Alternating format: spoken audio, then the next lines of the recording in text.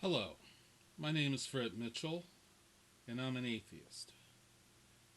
I am doing this video in response to Mr. Ministryman's Atheists Don't Exist. Well, that's quite a statement. Atheists don't exist. Because you know what? Here I am, and I'm an atheist. Guess what? We exist. Silly guy. Silly guy. Anyway, basically, I'm going to keep this particular video short and I'm going to address one point that he makes about what he's calling strong atheists. Um, and those of us who are strong atheists will flat out say God does not exist. Okay? And he is making technically a valid point because whenever you make a declarative statement like that, you kind of need proof to back it up, right? Um, but then, let's think about that for a moment. What if I were to say unicorns don't exist? What if I were to say leprechauns don't exist? What if I were to say small furry creatures from Alpha Centauri don't exist? Okay? What if I were to say there is no teapot in orbit around Mars? Now, what do all these statements have in common? They're statements about the flat out non existence of extremely improbable events, okay? Or extremely improbable circumstances, right? The probability that there is a teapot in orbit around Mars is extremely remote. In fact, it's patently absurd, right? So, while technically, if you make a statement that there is no teapot in orbit around Mars, you have to go about and prove that.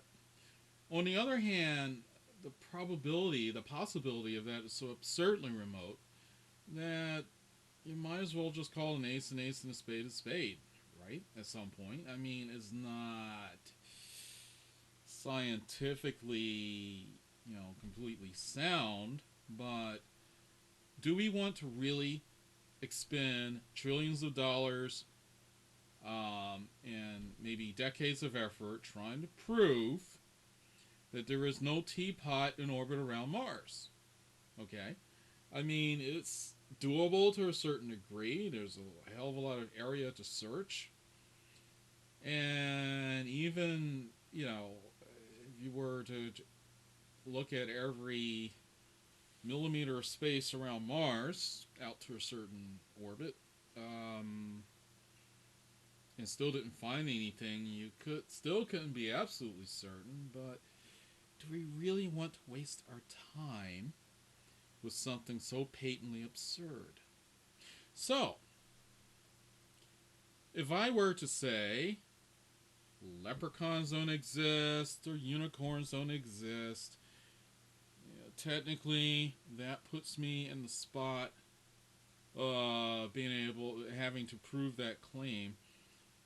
But really and honestly, for anybody to take that seriously would be a joke. For anybody to expend resources to prove that claim would be a joke.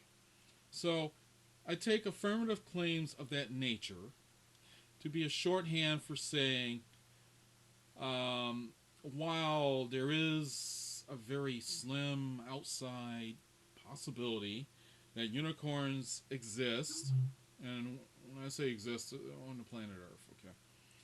Unicorns exist somewhere on the planet, but the probability of that is so low as to be completely absurd. There's no basis to assert that a unicorn could possibly exist anyway, or that it does. So why waste time and effort and resources and manpower trying to prove this wrong? Okay, and then there's the whole thing about trying to prove a negative. But this is what we're talking about here. When you have a statement that is so patently absurd, then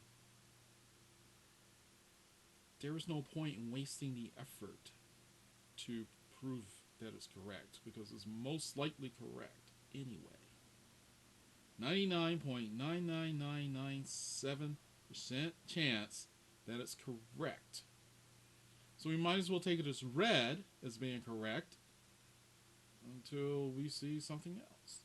Now, occasionally you have a black swan type of event where, well, like a black swan. Okay.